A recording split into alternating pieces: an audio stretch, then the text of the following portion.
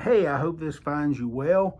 I'm not typically an avid Steelers fan. I got my shirt last year for, maybe I shouldn't say a rabid Steelers fan. Got my shirt last year for Christmas 2024. Got my hat this year for Christmas 2025. And actually, number 54 grew up in my wife's hometown. Won a couple state championships at Fairmont Senior High School.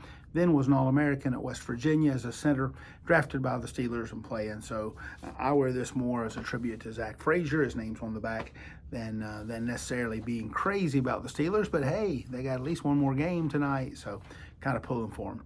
Nevertheless, we're studying Job, and our daily reading for today is chapter 3. I know this is later than I normally post a video, but I had a long weekend, and so just didn't get rolling on it too early this morning.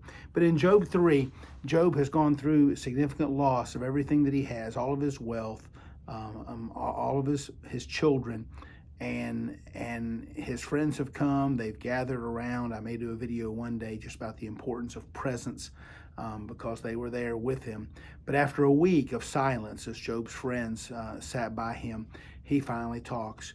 And when he opens his mouth, he's certainly got a lot to say. What did the devil say? Job will curse God and die. Well, he never cursed God. But he cursed the day of his birth. He cursed the day of his conception.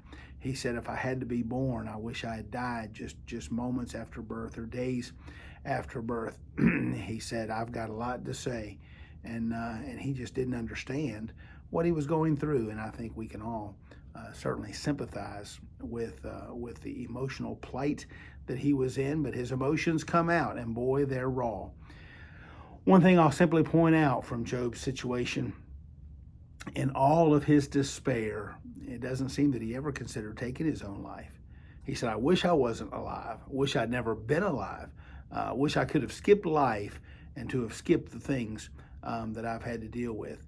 But he never contemplated taking his own life. So that's important for us to keep in mind. But nevertheless, I hope we'll be encouraged today, be encouraged that our life has not been through the experiences that Job has. And when we go through those experiences, I hope we'll learn as we go through Job that God is still going to be faithful.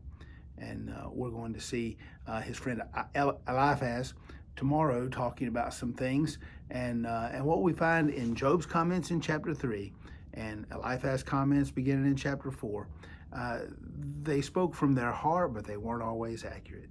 The things that they said weren't always right. And God steps in throughout the book of Job saying, nope, here's the truth. Here's what you believe, but here's the truth. Here's what you think about me, but here's how I really am. And God works through all of that. But we've got a wonderful, wonderful God, and he exposes himself in a great way through the book of Job. So join in with us. I think our reading this week, Sunday to Sunday, incorporates all of Job 2 through 10. We've got a new button on our website, which is our Bible reading plan. I don't know if you can see all of it, but you can certainly see a month at a glance. And so you can see all of the reading for January. But I'll try to keep you up to speed and let you know what's coming and what we're doing. But I hope you have a great Monday in the Lord. I've got a meeting with a group of pastors a little bit later. Keep the Whitaker family in your prayers after Shane's funeral yesterday. Thank you for your prayers for my mom. She's doing well after surgery. Get some drainage tubes removed today. So the Lord's faithful, and we can thank him for that. And I hope that you'll have a great Monday. Stay warm. It cooled off in North Carolina. Stay warm and have a great day for his glory. God bless you.